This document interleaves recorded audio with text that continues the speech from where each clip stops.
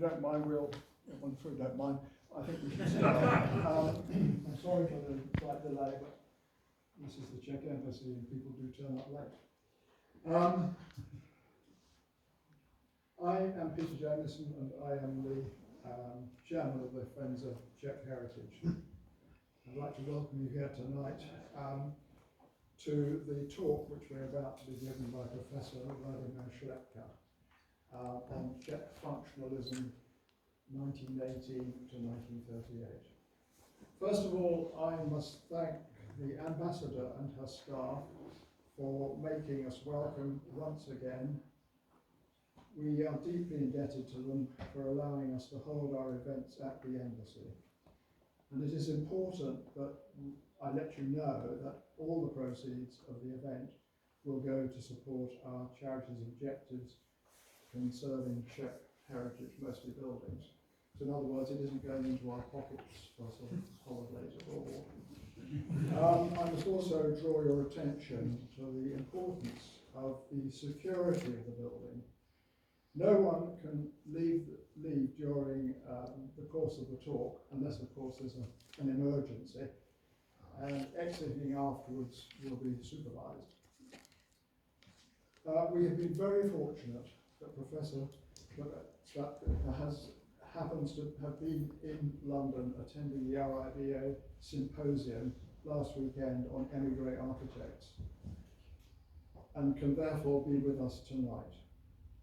For the knowledge of the subject is his knowledge of the subject is without equal. His father, Vladimir, was also an architect and was a student of Hans Scherun. Professor Šlapeta had studied architecture and architectural history at Prague Technical University, where his thesis on Czech interwar architecture and international relations, though completed in 1979, was not awarded a degree until 1986. Such were the intellectual minefields of that time. Following the Velvet Revolution, he became Dean of the Faculty of Architecture at Prague and subsequently at Brno. He was a Fulbright Masaryk Scholar at Cooper Union in New York and a member of the Academie der Kunst in Berlin. He is author of many exhibitions and books particularly on 20th century Central European architecture and of course the Czech and Slovak experience of this.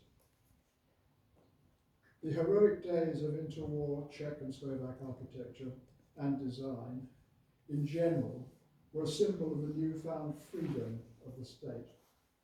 It was a period of great activity that we in this country can only envy.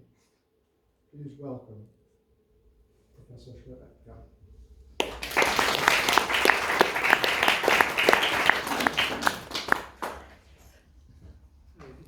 Ladies and gentlemen, it's not easy to start after such an introduction.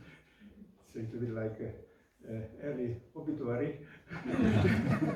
But I hope we will survive this lecture somehow together. My topic is Czechoslovakia in pre-war period, which produced unbelievable amount of important buildings and projects. Sorry, could I just interrupt? In architecture. Back here. Yeah. Okay. I do apologise. I don't wish to interrupt. We have had problems in the past. Thank you. Sorry. So, as the first picture, I would like to show you the map of Czechoslovakia, because the map changed several times later. This is the map which was agreed at the Saint-Germain-en-Laye near Paris in September 1919, and fixed the border in this shape, which looks like a long fish, like a trout coming from the west to the east and trying to connect Western and Eastern culture, which was one of the goal of our President Tomáš Garrigue Masaryk. His successor was Dr. Beneš, who spent the war in Putney in London and succeeded to renew the republic, even if the Ruthenia was gutted and taken by Soviet Union. Later, you know, Munich Agreement, and then the situation after the Velvet Revolution and separation between Czech Republic and Slovakia changed this map. But I think this was interesting, this goal to connect Western and Eastern inspiration for art, culture, architecture and politics. But as you see the map, it was politically and from the point of view of Britain, very difficult to defend. Because we have been somehow like in a mouse in Germany, especially after Anschluss of Austria 1938, and then the consequence was then the occupation since 15th of October 15th of March 1939. When we are speaking about architecture in 20s and 30s, we have to mention at first the short period of Czech Cubism, when the generation of Josef Gočár and Pavel Janák tried to escape from the doctrine of the slogan, form follows function. For them suddenly form was more important, and then inspired by the analytical cubism in Paris by Picasso and Braque, and also inspired by Czech diamond vaults in late Gothic architecture, and also by the work of Giovanni Santini Eichel. They created a Cubist architecture which was flourished in Prague between 1910 to the end of the First World War, and found resonance at first in Germany, maybe because of recommendation of Oskar Kokoschka. They were invited to show their work in the Gallery Sturm in Berlin, and then consequently they have been invited also to take part in the Bergbund exposition in Cologne 1914. They established very fruitful connections with leading German architects, but also with Henry van der Velde, who built the theater at the Cologne exhibition, etc. But everything was gutted and interrupted by the beginning of the First World War. And after the war, suddenly these revolutionary architects of Prague Cubism became suddenly official architects of the new state. So they tried to develop a new national style with very plastical facades, like you can see in the Bank of Czech Legions by Josef Gočár, or the insurance company Riunione Adriatica di Sicurtà by Pavel Janák. It looks a little bit like they would clay sausages on the facade, maybe because Janák served in Hungary during First World War, and this was very soon replaced because Czech architects looked to Holland like German architects and all architects from Central Europe, because Holland remained a neutral country during the war. So you can see here cabrio bus operating between Amsterdam and Hilversum. They have gone to visit Willem Marinus Dudok, city architect of Hilversum, and the result of this trip was Dutch architecture in Prague, when Pavel Janák built a small colony of family houses with studios for his friends, for sculptor Bohumil Kafka, for the painter Emil Fila and Vincent Beneš in Ořechovka Garden City. I have also to mention that at that time Czech architects visited England and had very good contact with Ebenezer Howard, and Ebenezer Howard has written special preface for the Czech edition of his famous book Garden Cities of Tomorrow. I dedicated one copy of this book to Alvin Boyarsky at the AA 40 years ago. So this was again short period of Dutch civilized architecture inspired by Dudok, Berlage, who lectured in Prague, and it was then again changed after Corbusier manifestos first time appeared in Prague with his journal L'Esprit Nouveau, and then the group Devětsil published Corbusier manifestos also in Czech yearbook Život in January 1923, and on these sketches you can see how it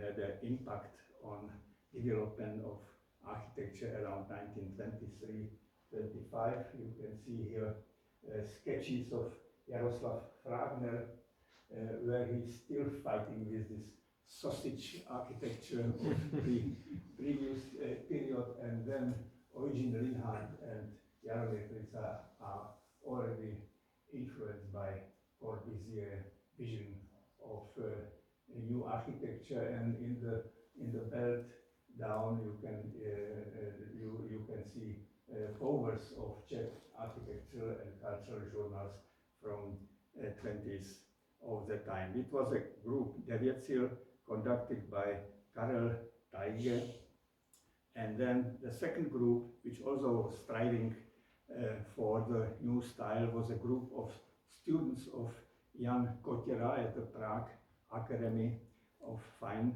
Arts. They have, of course, to discuss the Cubist heritage, but they also looked to Berlin, and they have been inspired by, for instance, manifestos by Bruno Paut about colorful architecture, or by early work of Erich Mendelssohn. As a result of these influences, I can show you this not well-known power plant designed by young architects Bohuslav Fuchs and Josef Štěpánek and built in the year 1922 in Moravian village. This group of architects published the journal Stavitel, which is not so known like Stavba, but very important because they published mostly works of Czech modern architects in 20s and 30s with very beautiful layout designed later by architect Zdeněk Rossmann. So, and there was a third group of architects striving for the new style, and they studied mostly at the Czech Technical University, and they tried to change architecture through the new technology and new construction. The leading architect of this group was Oldřich Tyll, who designed, together with Josef Fuchs, the Prague Fair Palace, or Ludvík Kysela, who built the Baťa department store at the Wenceslav Square in Prague. This group of architects published journal Stavba, and in the winter 1924 to 25 organized also a lecture series for the new architecture with prominent speakers. The first one came Jacobus Oud from Rotterdam, and then the second one was Gropius, who just closed the Bauhaus revival and tried to move to Dessau to establish new Bauhaus in Anhalt-Sachsen, in Dessau. And after the new year, in January, came Corbusier together with Amédée Ozafan, and last speaker was Adolf Loos. And it was really somehow break in this development, and after this moment, Corbusier became dominating figure in Czech architectural discourse. Corbusier visited Prague 3 times.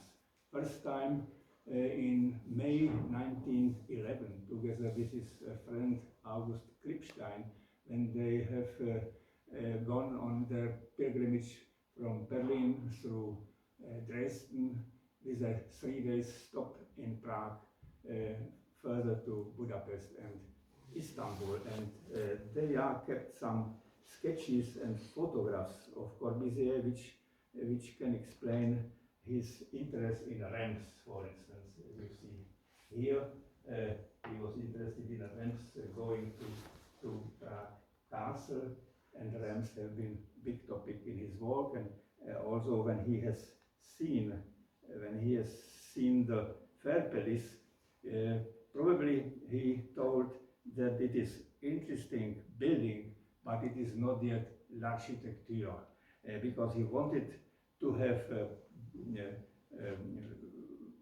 built windows around the whole facade, strip windows around the whole volume of the building, and he also criticized quadratic windows in the northern facade, and also criticized that this building has normal staircases and not ramps. Just after that, he used ramps in his project of Centro Soust in Moscow and Myasnitskaya ulica. Here are few pictures from Corbusier's later visit. Left is his lecture in Mozarteum in January 1925, and then last visit was in October 1928, and here we can recognize his face on the terrace of Karel Tajge flat in Černá Street. Tajge is standing on the left in the photograph. Ramp then really appeared in Czech architecture shortly after Corbusier's visit. Eugen Linhart traveled for his wedding trip to Stuttgart and Paris, has seen buildings by Corbusier, and then he designed his own apartment, his own villa with studio in West End of Prague. And as you see, he really used the ramp between the level of the living room and the dining area. When we can see this picture, I think we have to ask one important question. Who was the client of this architecture? A client in Germany was a social democratic government in Weimar Republic, when Martin Wagner was a city architect of Berlin, and he, with his friends, produced a lot of Berlin Siedlungen from the north to the south, from the east to the west. The same happened in Frankfurt under the leadership of Ernst May, etc. Also in Netherlands, the important factor of architecture was social democratic government in Holland. But in Belgium or in France, it was a little bit different. I think clients of Louis de Koning in Brussels, for instance, or clients of Corbusier have been members of intelligentsia, or who've cultivated foreigners from America for them, built Mies, for instance, Villa Garsh, etc. And who was the client in Czechoslovakia? The client was a young bourgeoisie and young intelligentsia, because they, under the slogan away from Vienna, they looked to Paris, they looked to Berlin, they looked to Amsterdam, and they trusted young architects. So that's why very young architects could build very soon important buildings, like Adolf Bench and Josef Kříž. They built the Prague electricity headquarters after the winning competition 1926. And Havlicek and Honzik, they have not been yet 30 years old when they started to build the general insurance company in Prague, Žižkov, the most published building from pre-war Czechoslovakia in international press. And this was not only limited to Prague, but it spread out through the whole country. For instance, in Kolín, 60 kilometers eastwards from Prague. Jaroslav Fragner could build the power plant, and shortly after that the Tatra sail house. Fragner got at the time nickname Czech Gropius, and it was very much inspired by Gropius Bauhaus, and also the photographer of this building was graduate of the Bauhaus, Heinrich Koch from Moravia. Very soon appeared as the second important center of modern architecture, Brno, capital of Moravia. The special situation in Brno was created because architects have seen that the city of Brno will play important role in the new state as the second biggest city, as a metropolitan city of metropolis of Moravia, and architects who studied in Vienna and architects who studied in Prague mixed their experience. It's quite well illustrated in these two buildings which have been built at the same time. The city crematorium, designed by Ernst Wiesner, who studied in Vienna, and Bohuslav Fuchs, who studied in Prague and looked, of course, to Holland, to Dudok, and also to Unity Temple of Frank Lloyd Wright in Oak Park in Chicago. And this is the polarity of the Brno architecture style, which was quite interesting and produced a lot of beautiful buildings. In Brno was also founded a Czech School of Architecture, and first graduates could start to build after 1925. One of them was Josef Kranz, who finished his studies 1926, and just 1 year later he designed Era Cafe, which is not far from Villa Tugendhat. It's in very good shape, restored, and if you will visit one day Villa Tugendhat, it's not far, so you can have a coffee or lunch in this building, which is still in good shape. The new professor in Brno was, and also professor of Josef Kranz, was Jiří Kroha. Very strange figure, because Kroha was pioneer and protagonist of minimal houses and minimal apartments, and he was also very much oriented to the left, and he did analysis and comparisons between a lifestyle of rich people and poor people in his study, economical and sociological fragment of housing. But for himself he built quite luxurious villa. You can see one party in his swimming pool with poet Vítězslav Nezval and with Pavel Tajge tasting Slivovitz, and Roman Jakovson was a Russian linguist who later emigrated to USA, was professor at the Harvard University. But after the war, Kroha became a very strong protagonist of Stalinist architecture, so he's not very popular in architectural circles of my generation. But no doubt the most important architect in Brno was Bohuslav Fuchs, who came to Brno 1st March of 1923. In 2 years he became a city architect. He served 4 years as a city architect and designed for the city, but also in his private office. And from his private activities, I would like to point out Avion Hotel, which is only 8 meters 35 centimeter broad and 34 meter deep, this space, and he could develop very interesting spatial solution around plan inside, where you could observe the whole body of the building from the fourth gallery to the entrance. It's really phenomenal building, one of the best spatial solutions of the time. And for the city, he built a lot of schools, swimming pools, and many other buildings.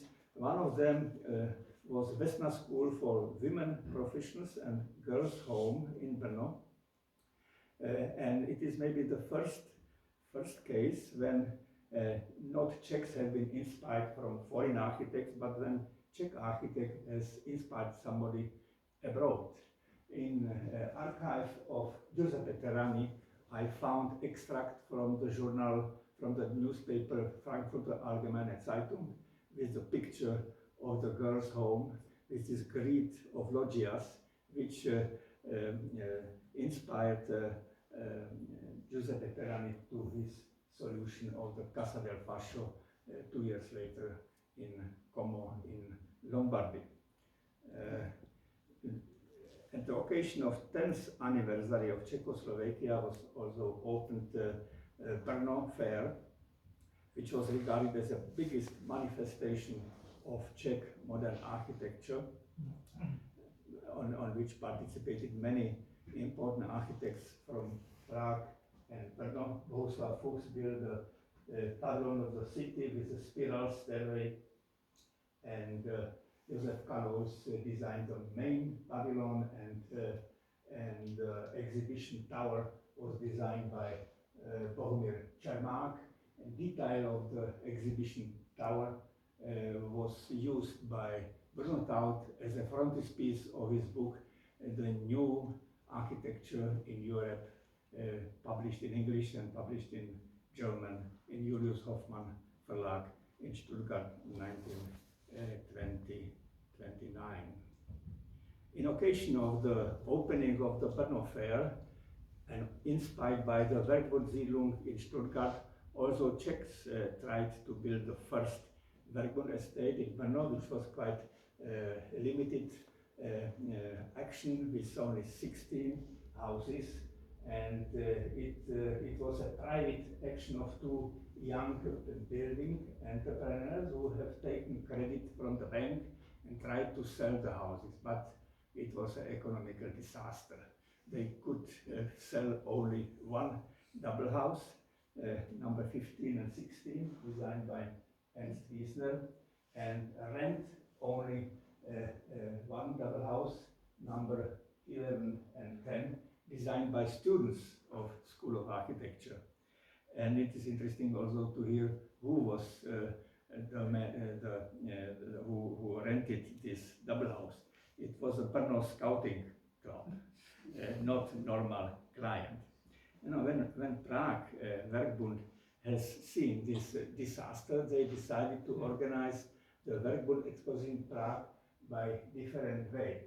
As you see, the site is quite similar to Weissenhof. It's a south slope over Prague, over the valley of Vltava river.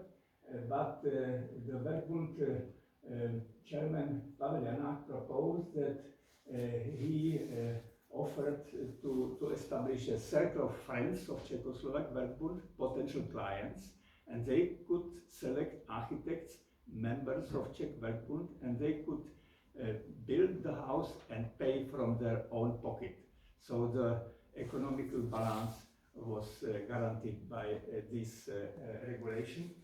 So in Prague have been built finally 32 houses, but only solitaire villas, without double houses, without tenement houses and other communal solutions. As you see on the model, they have been still proposed double houses, but no one was built because everybody wanted to have his own chateau.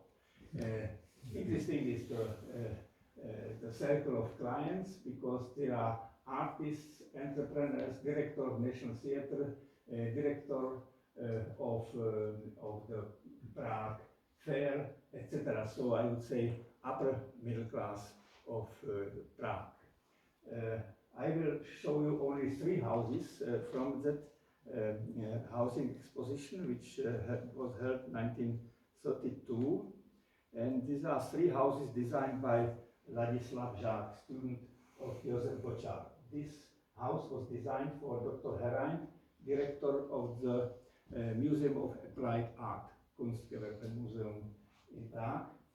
Second house he designed for a professor of geometry, so quite geometrical facade with a bullet window in staircase and a complete opening with windows to the south facade, to the slope in direction to Vltava River. And finally, the third house was designed for lawyer Dr.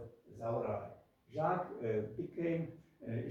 belonged to a small group of students who visited in Paris 1925 the International Exposition of Decorative Arts, where was built one unit for unité d'habitation by Corbusier as a pavilion of the journal L'Esprit Nouveau.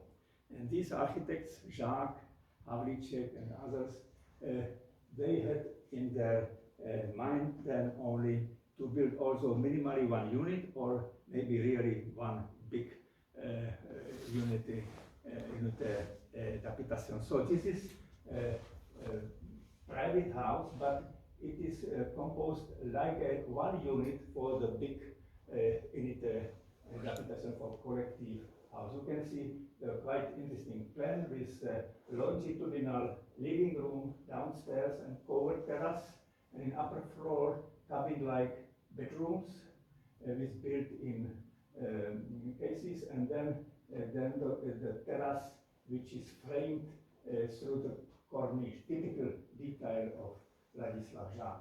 Ladislav Žák had success with his three houses, so he could also design furniture for his houses, but also for several further houses in this estate, and became suddenly star of Czech dwelling architecture. He got then very soon three very interesting commissions. The first one is known in England. This is a house for Czech aircraft designer Dr. Heim, which was published in the book by Frederick York, The Modern House, for instance, already 1934. And as you see, it is an extended version of the house for Dr. Zaurale at the Baba Vermont estate, with not only three cabin-like bedrooms, but then here is also studio of aircraft designer Dr. Heim, who designed the Czech aircraft for the war, BH 65, I think, 52. And the house is located nearby of the military airport, so Mr. Heim could observe how are operating these aeroplanes, and Mrs. Heim could relax on the terrace. After this success, Ladislav Žák designed a villa for famous Czech film director Martin Fritsch in the south end of Prague, in this case with a living room in upper floor and again terrace and with bedrooms in parterre of the building. And last not least, he built a villa for film diva Lida Barova, infamous lady who had an affair with Joseph Goebbels in Berlin, and it finished her career in Czechoslovakia. But it was not a house only for Lida, who was at the time already working in DEFA studio in Potsdam, near Berlin, and was interested in her affair. But it was also for her parents and her sister, so you see that it is a semi-detached house. The bigger part is for parents, and Lida had on the right side her boudoir, but she had no kitchen. Probably she used mama kitchen or catering. And on the terrace, on the roof, she had a special equipment for her relaxation. So this is the villa today, and the terrace of Lida Barova with fantastic view on the skyline of Prague. So as you see, family house had a big resonance in Czech upper middle class, and after that we can find in Czechoslovakia, in many cities, the whole polarity of the international style, from very rational concept, like in this case, the steel skeleton house designed by a young couple, Oscar and Ellie Eller. Ellie Eller was the niece of the director of Witkowice Steelwork, Sonnenschein, so that they built always steel skeleton houses, but they built really beautiful houses like this one as one end of this polarity, the rational concept, and on the other side was aerodynamic streamlined concept, which was inspired by Czech technology, for instance by Slovak Blitz Express train, which operated between Prague and Bratislava and Prague and Ostrava. The both parts of the train came together in Česká Třebová, and they came then together to Prague. Architect of this train was Vladimir Greger, very close friend of father of Václav Havel. He designed also interior of the apartment of Václav Havel father and villa for uncle of Václav Havel at Barandov Hill. He had a very tragic fate because he was taken by Gestapo because he helped to the minister, Dr. Feierabend, to emigrate. Dr. Feierabend emigrated with the passport of Vladimir Greger, and then he was executed in Berlin, Plötzensee. It's a very tragic story. And of course, the Tatra production was also very inspiring. I think Ivan Margolius could speak more about Tatra heritage. Greger also built a streamlined house like this one in Barandov for Dr. Chelakovsky. This house was not published in Czech Architecture magazine, but it was published immediately in L'Architecture d'aujourd'hui in Paris. And my father and my uncle studied with Hans Scharoun in Berlin, and the consequence of this experience was, for instance, a villa for veterinarian Dr. Kremer in the city of Lucin, at the border to Silesia. My father is laying on the chaiselong in the garden. He was at the time 25 years old, so you can see how young architects have been trusted by these clients and could build their houses. The second house, designed by my father in Ostrava, was also never published in Czech Architecture magazine, but it was proclaimed as a national monument in the year 2006.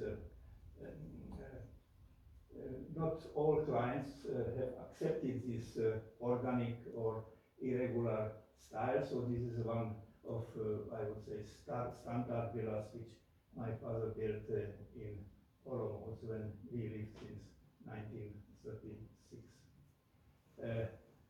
Jaroslav Wagner at the same time built some beautiful weekend houses on Sázava River in Nespeky for Dr. Morak and entrepreneur Oritsky. Wagner became an important figure after the war because he became successor of Josef Počal as a professor of the Academy of Fine Arts and rebuilt the castle and rebuilt also the Bethlehem Chapel and Aula Magna of Charles University in Prague.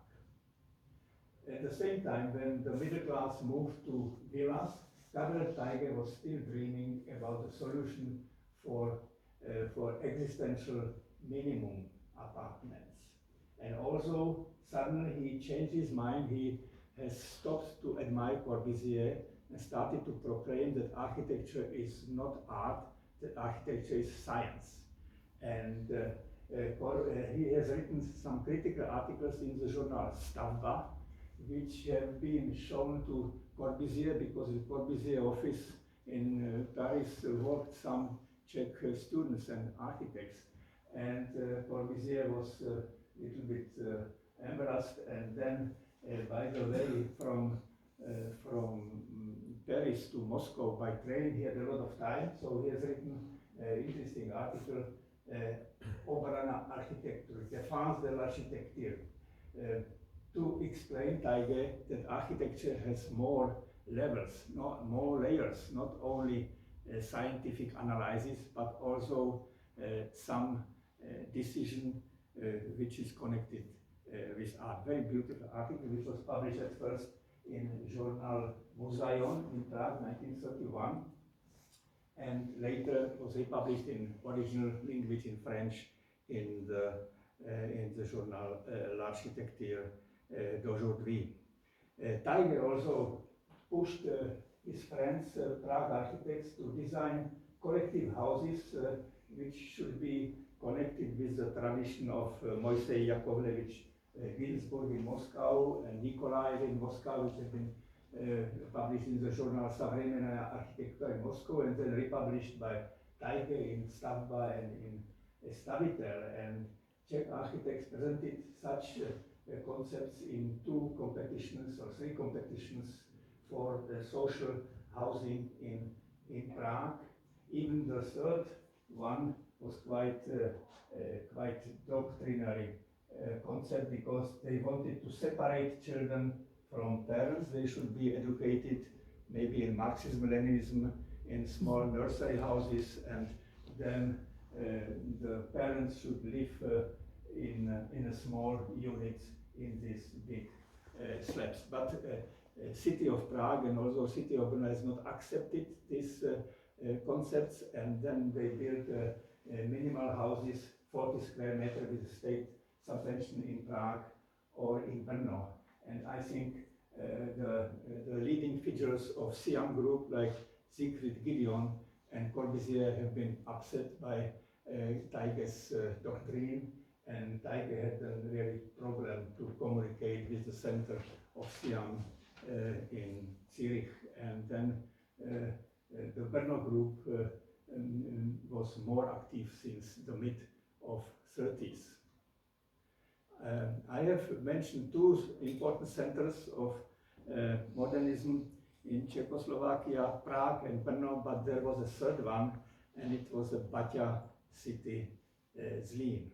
Baťa was very young when he, in the year 1896, founded his little shoemaker factory, and he produced with 16 collaborators house shoes for Viennese market. But very soon, inspired by American technology and also his own experience in Lynn in Massachusetts, he introduced modern methods of production of shoe very soon, and he became, at the end of the Austrian monarchy, the biggest producer of shoes in Central Europe. And at the first day of the war, he moved from Zlín to Vienna, and he succeeded to convince the Ministry of the War that he will produce shoes for Austrian army. So even the firm had some progress during the First World War,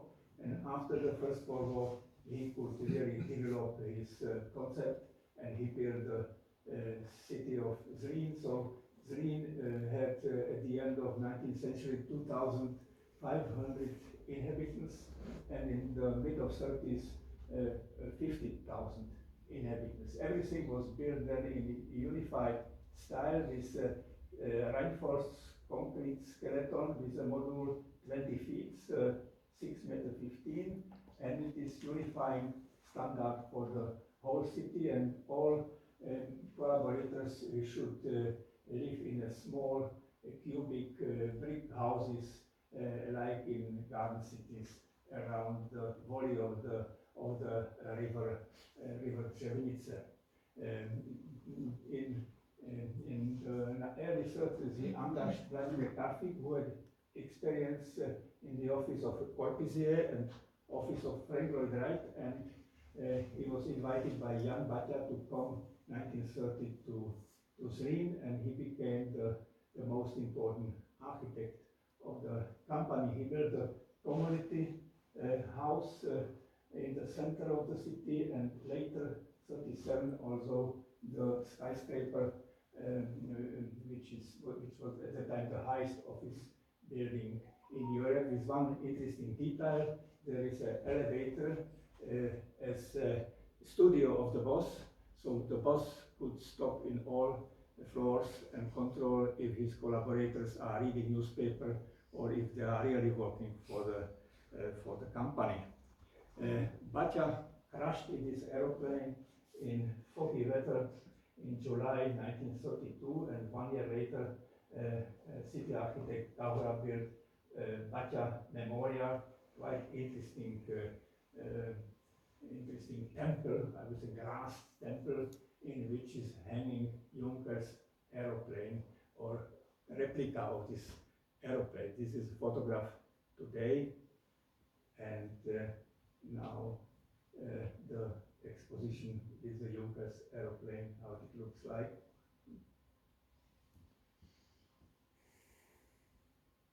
And this is something familiar for you because it is the city East Tilbury on the Thames River, one of the first satellite cities which Batya led to build around the globe.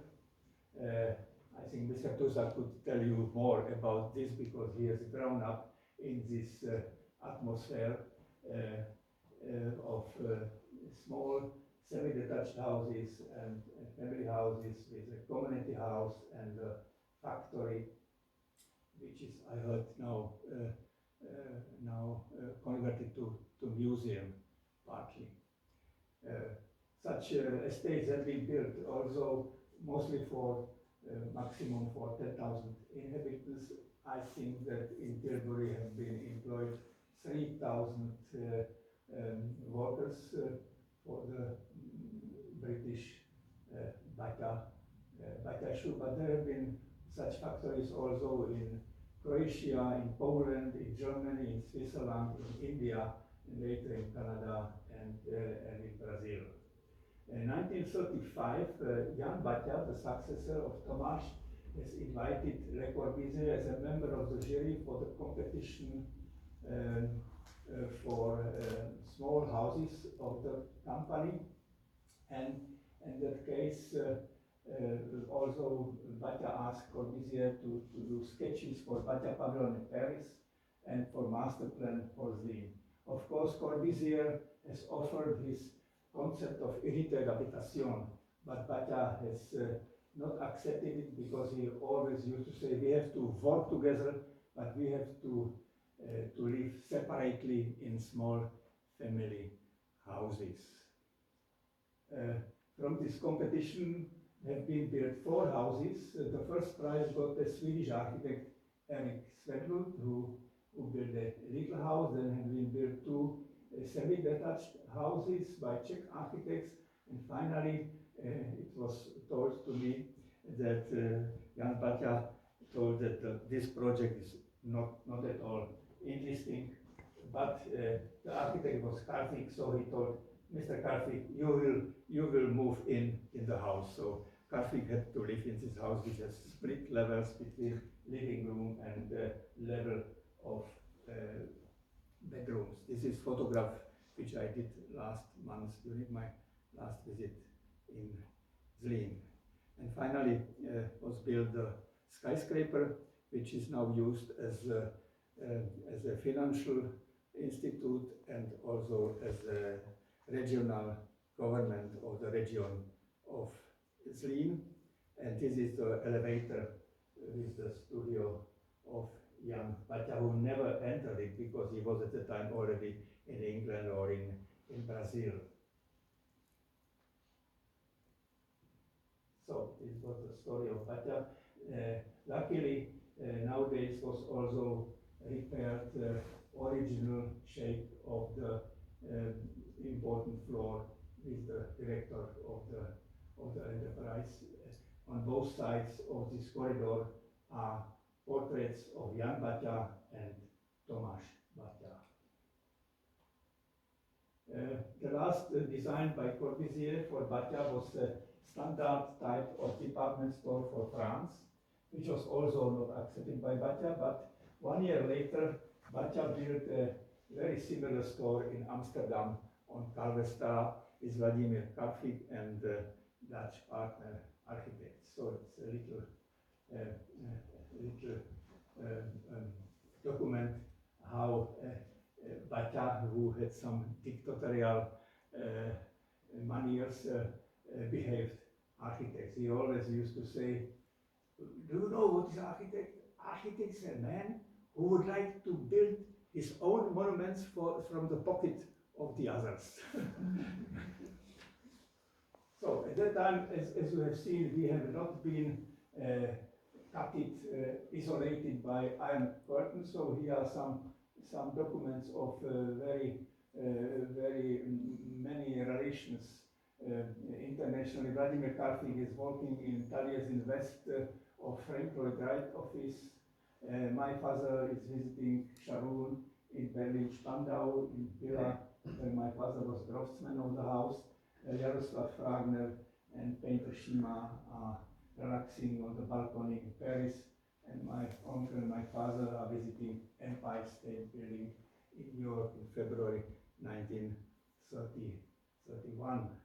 Also, many important architects from abroad came to Czechoslovakia to lecture, like Hannes Meyer. There was a meeting of Eastern European Siam groups from Poland, Hungary, and Czechoslovakia, which was attended also by Madame Hélène de Mandro from La Sarraz in Switzerland, and also British architects came to Prague. For instance, Frederick Yerbury organized an excursion to Prague in the year 1927, and in the 30s, Morton Shand, Frederick York regularly visited Prague. York also worked short time in the office of Karel Honzik and Josef Havlicek in Prague, and published broadly Czech architects in the book The Modern House and later The Modern Flats. There are some documents of activities of foreign architects who extended this discourse in Czechoslovakia, like designed by Oud and Peter Behrens for the hotel in Brno, or bank building by Behrens competition in Prague, just the size of Powder Tower. And Erich Mendelssohn, before he left to England, built his last building in Ostrava-Bachner department store. Dutch architects have been also active, like Mart Stam, who built only one house as a foreigner at the Baba Werkman estate. That they are also designs by Dijker and by Oud. German architects, of course, especially in Sudetenland, built a lot, like Theo Schoder, who was the main assistant of Henry van der Velde, and later freelance architect in Gera, in Thuringia. He built such known U-boat house in Liberec, in northern Bohemia, and Heinrich Lauterbach, friend of Hans Scharoun, designed two beautiful villas in the city of Jablonec in early 30s. But the most successful foreign architect in Czechoslovakia was Josef Plečnik, who was professor of the Kunstgewerbeschule in Prague, and then Masaryk engaged him as an architect of Prague Castle. He rebuilt the castle for the office of the president. You know, at the time we had the president who could read books and write books, and then we had a lot of time of analphabets, and finally Václav Havel changed the situation for a short time. And he also repaired the library, which was removed to another floor of the castle. Outside of the castle, Plečnik built the Holy Heart Church, which is quite beautiful space, completely different as a style of Czech modernism, but with this distance of time, we can appreciate very much this contribution of Plečnik to Czech architecture and education in architecture. I have not yet mentioned the name of Eugen Rosenberg, who was born in Slovakia, studied at first in Brno, then he moved to Prague and graduated with Josef Gočár at the Prague Academy. But it was not enough, so he moved to Paris to read a Sèvres and work in the office of Le Corbusier. And after his comeback to Czechoslovakia, he built 6 luxury apartments in Prague. He is one of them. And then he succeeded to emigrate through Australia to England and became partner at first in the office of Patrick Abercrombie at the planning of Great London, and then he established a common office with York and Mardal, one of the most successful offices in Great Britain between 1945 and 2000. But I have shown it because of typology. This was a type of buildings which you can find in Prague and which has very high standard of dwelling culture, and the example of Rosenberg is one of most important. Here is once again Rosenberg, Mortonsen, and Frederick York. They organized connections with Czechoslovakia. Very high level received Czech architecture also in hospital buildings and school buildings, like Pavilion of Dermatology in Prague, Burovka designed by Jan Rosulek, or French schools designed by Jan Gilal. I think it is until now the best school which was ever built in Czechoslovakia. Broadly published internationally is very competitive, for instance, with Karl Marx school designed by André Dessau in Villejuif in the suburbia of Paris. Quite interesting topic also has been Prague arcades around Wenceslav Square, which extended the shopping area of Wenceslav Square, and which was also offering very interesting examples of architecture, like Black Rose Arcade by Oldřich Tyl, with fantastic board produced from glass bricks. There are 3 spaces in a sequence, and then the Czechoslovak Verkul Arcade in Národní třída with a movable roof, and sunshine is coming, roof is moving, and the sunlight is coming directly to the arcade. Very high level has been reached also in Czechoslovak pavilions on world expositions, like in Liège by Adolf Bench, Gočár, beautiful pavilion with a sculpture Victor by Jan Sturza, and with a lion made by Otto Gutfreund in Paris, 1925. Antonín Hajtů designed pavilion in Brussels, 1935. Kamil Roškot pavilion in Chicago, 1933. And I have mentioned during my lecture, I am nearly at the end. I think now it's 46 minutes and 17 seconds, or it's like have I 2-3 minutes more? 3 minutes. 2.5 minutes. Okay. I mentioned programs of existential minimum projects, and now I will show you 2 projects for existential maximum. One of them is Lowe's house in Prague. Lowe's was so happy with this building that he celebrated his 60th birthday together with a client, Mr. Miller and Mrs. Miller. This is Mrs. Lowe's, and this is Karl Kraus, who came for this dinner from Vienna. Second villa for existential maximum is in Brno. I think I have not to say too much. This is a Villa Tugendhat for Margaret and Fritz Tugendhat. Journal Die Form in Berlin organized then one enquete in the year 1931, how you can live in a Villa Tugendhat, with some critical opinions by Marxist critics. Ludwig Hilbersheimer, for instance, defended Ludwig Mies, and both Margaret and Fritz also answered there, but they have written in the same tone, we can live only in the Villa Duminata. They could live there only 8 years and they have to go to Venezuela and came at first after the war back to Switzerland. So now I am at the end, but I can imagine that these Czech names are very difficult for you. So I would like now to repeat 3 for me most important names of this era. All 3 these architects are students of Jan Kotera. The first one is Bohuslav Fuchs from Brno, with his nickname Man of Action. When he got commission, he was always able to come through all bureaucratic problems and hurdles, and he built a building like a swimming pool in Brno Zábrdovice, all like his beautiful own house with maisonette system and gallery in Brno with a picture by Emil Fila over the sofa.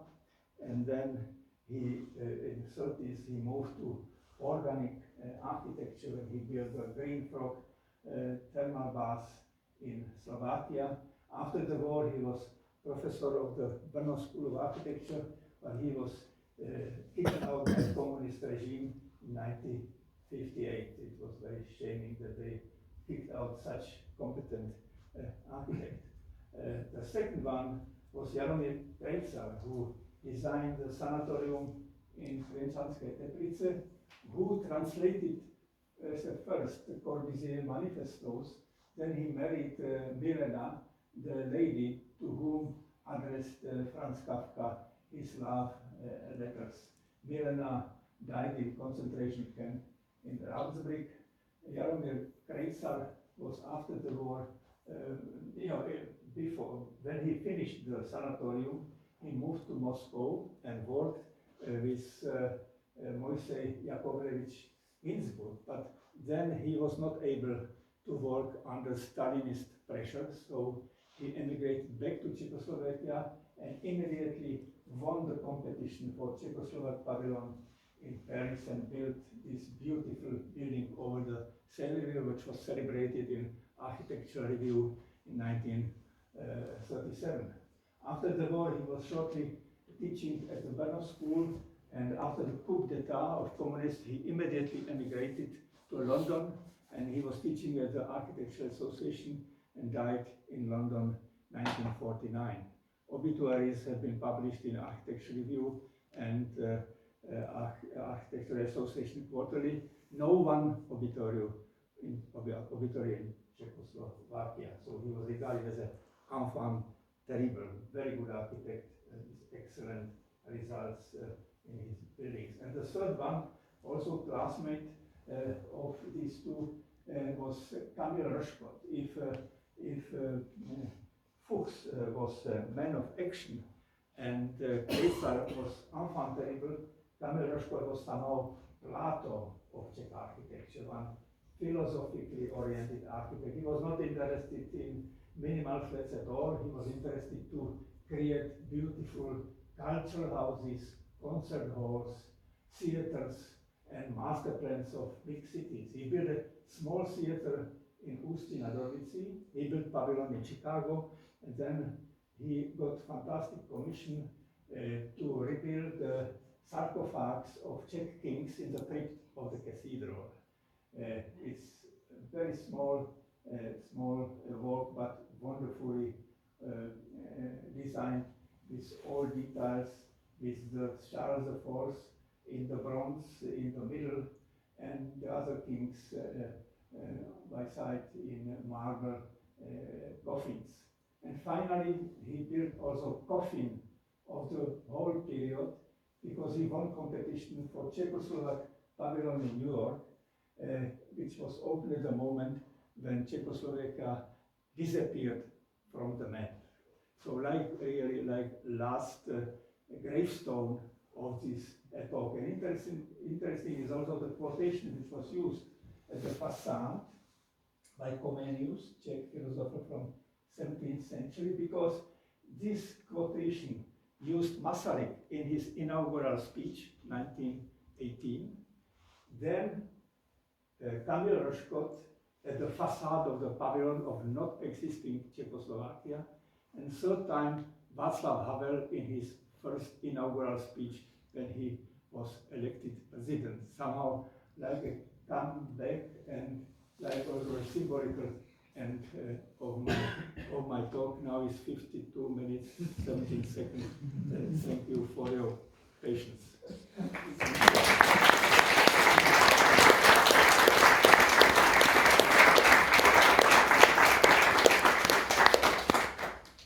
As an appendix, a photo from Bristol Aircraft Factory from the 6th Siam Congress, 1947, and there are minimally 7 Czechoslovak architects, 5 from Brno, and Singer and Rosenberg have been already living since 1939 in England.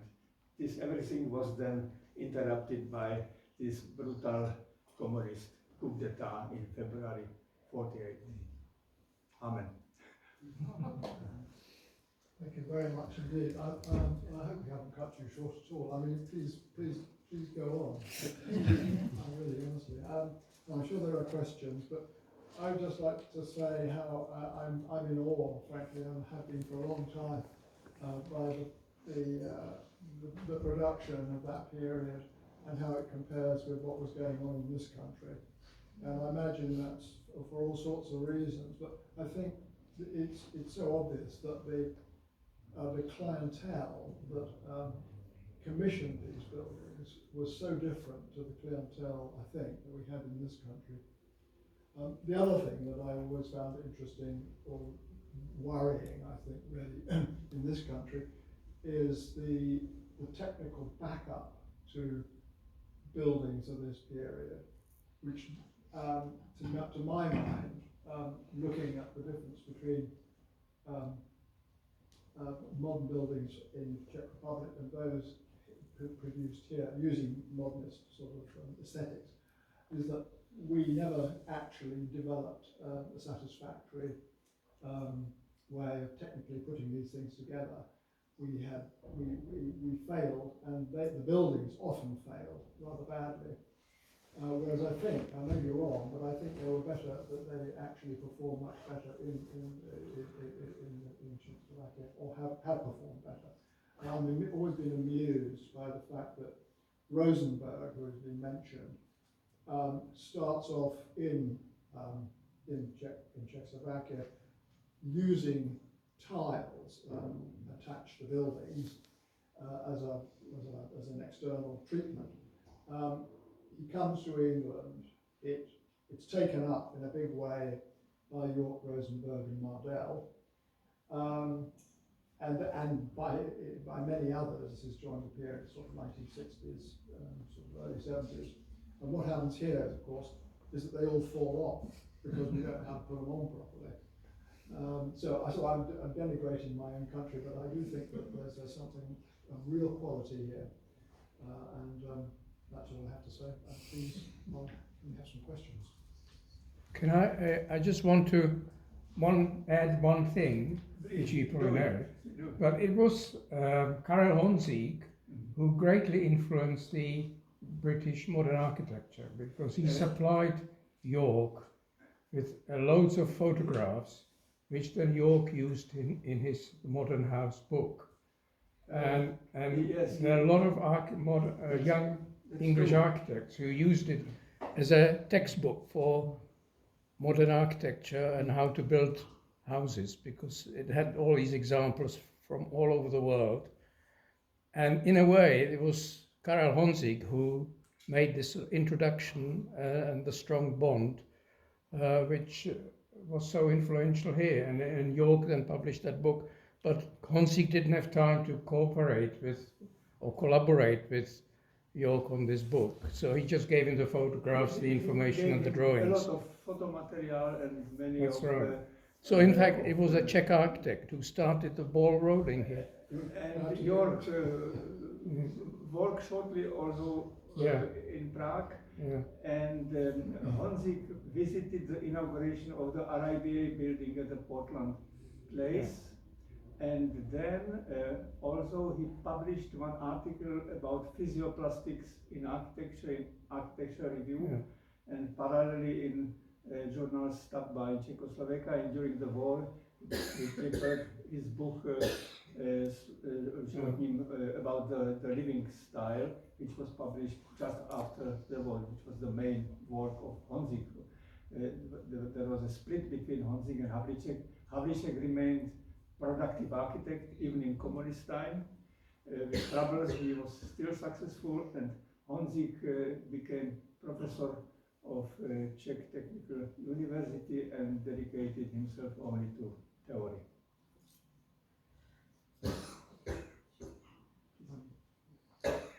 What was the relationship in this time to Czech sculptures and Czech sculpture in relationship to these buildings?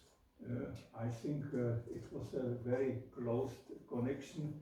Gočár was in daily contact with Gutfreund and with Sturza, so mostly buildings by Josef Gočár have been accompanied by sculptures of these two, like the Bank of Czech Legions and like the pavilion in Paris.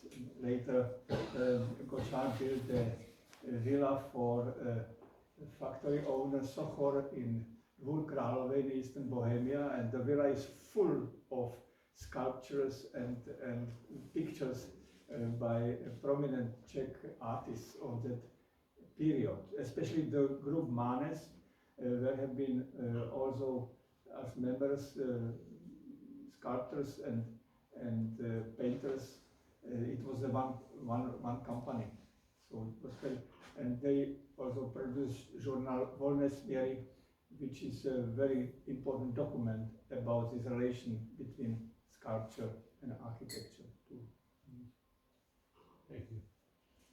Any other questions? And Henry Moore was shown in Prague. It was one of the first fresh exhibitions in 1964 or 65. After Henry Moore had a big exhibition at the Akademie der Künste in Berlin, the exhibition moved to Prague, and for us as students it was a great moment at the time of the starting Prague Spring movement, which was tragically ended by the Soviet occupation. Any other questions? I accompanied Henry Moore and K. Clark in Prague in 1968 for a week. But I always had the feeling that when you talked about Schloss and Gutfreund, there's very little, what you might call, integration between the sculpture. And the buildings provided settings for them, but really no more than that. Oh, it would be another lecture.